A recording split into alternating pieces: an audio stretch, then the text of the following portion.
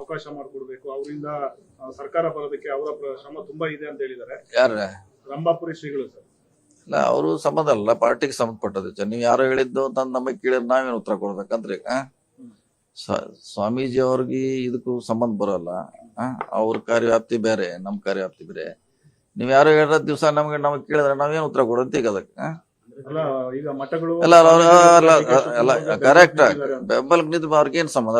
MLA ಗಳು ಬೇರೆ, CM ಆಯ್ಕೆ ಮಾಡೋರು MLA ಗಳು, MLA ಆದ್ಮೇಲೆ ಹೈಕಮಾಂಡ್.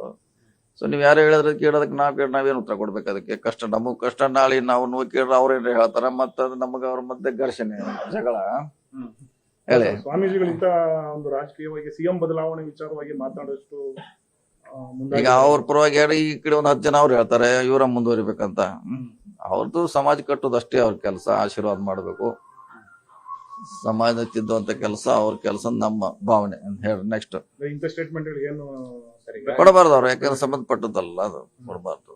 ಇನ್ನೊಂದು ಗ್ಯಾರಂಟಿಗಳಿಂದ ಜನ ಸೋಂಬೇರಿಗಳಾಗ್ತಾ ಇದಾರೆ ಅನ್ನೋ ಮಾತನ್ನ ರಮಕೃಷಿಗಳೇ ಆ ರೀತಿ ಇದೆಯಾ? ಅದನ್ನ ಅವರು ನೇರವಾಗಿ ಜನರನ್ನ ಕೇಳ್ಬೇಕು. ಯಾಕಂದ್ರೆ ಅವ್ರು ಅದಕ್ಕೆ ಸರಿಯಾದ ಉತ್ತರ ಹೇಳೋರು ಜನ.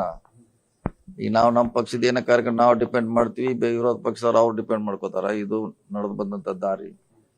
ಸೊ ನೇರವಾಗಿ ನೀವು 1000 ಜನನ ಇಂಟರ್ವ್ಯೂ ಮಾಡಿದ್ರೆ ಇದಕ್ಕೆ ಉತ್ತರ ಅಲ್ಲೇ ಸಿಗ್ತೈತಿ. ನಾವು ಡಿಪೆಂಡ್ ಮಾಡೋರ, ನಾವು ಒಳ್ಳೇದಿದ್ರೆ ಡಿಪೆಂಡ್ ಮಾಡೋರ, ಕೆಟ್ಟಿದ್ರೆ ನಾವು ಡಿಪೆಂಡ್ ಮಾಡೋರ, ಪಕ್ಷದ ನಿರ್ಧಾರ.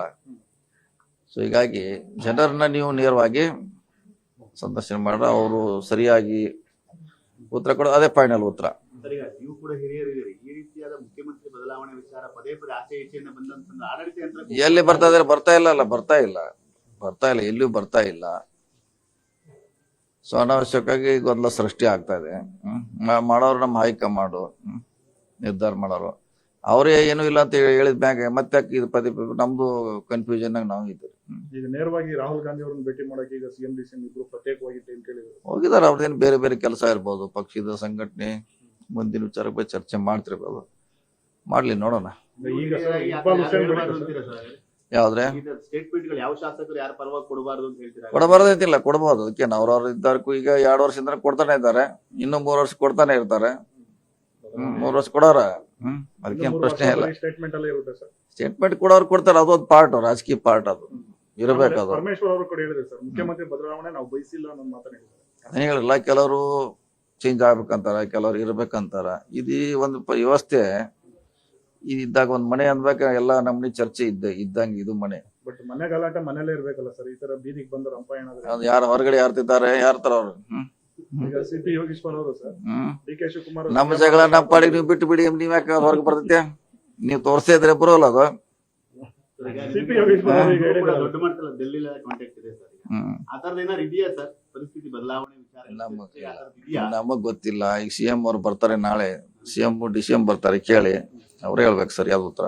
ಕೂಡ ಪಕ್ಷದ ದೊಡ್ಡ ಶಕ್ತಿ ಇರ್ಬೋದು, ಇದ್ರು ಕೂಡ ಅದು ಏನ್ ಚರ್ಚೆ ಮಾಡಿದಾರೆ ನಮ್ಗೆ ಗೊತ್ತಿಲ್ಲ.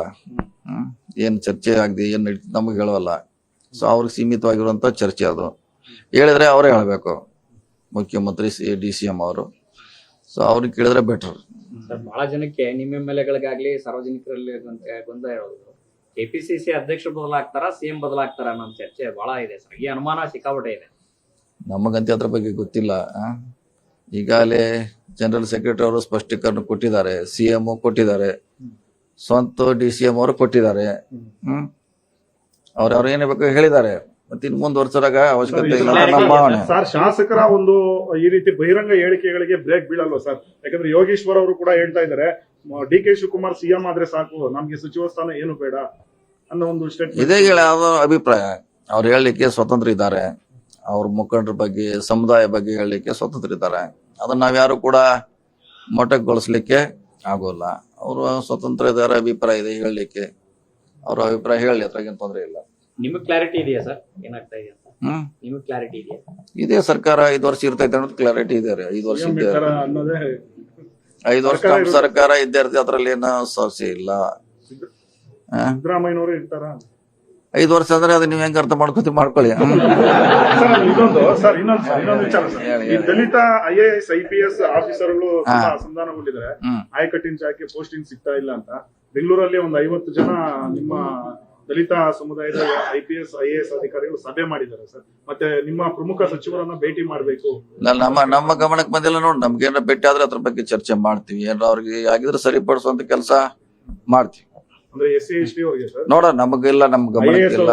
ಜಿಲ್ಲಾಧಿಕಾರಿಯಾಗಿ ಒಂದೆರಡು ಪೋಸ್ಟ್ ಮಾತ್ರ ಕೊಟ್ಟಿದ್ದಾರೆ. ಬರ್ಲಿ ಬಂದಾಗ ಚರ್ಚೆ ಮಾಡ್ತೀವಿ. ಹಂಗೇನಿದ್ರೆ ಸರಿ ಮಾಡುವಂತ ಸರ್ಕಾರ CM ಅವ್ರ ಪ್ರಯತ್ನ ಮಾಡ್ತಾರೆ. ಸೆಪ್ಟೆಂಬರ್ ಹತ್ರ ಕ್ರಾಂತಿ ಏನಿಲ್ಲ ಸರ್ ಹಂಗಾದ್ರೆ?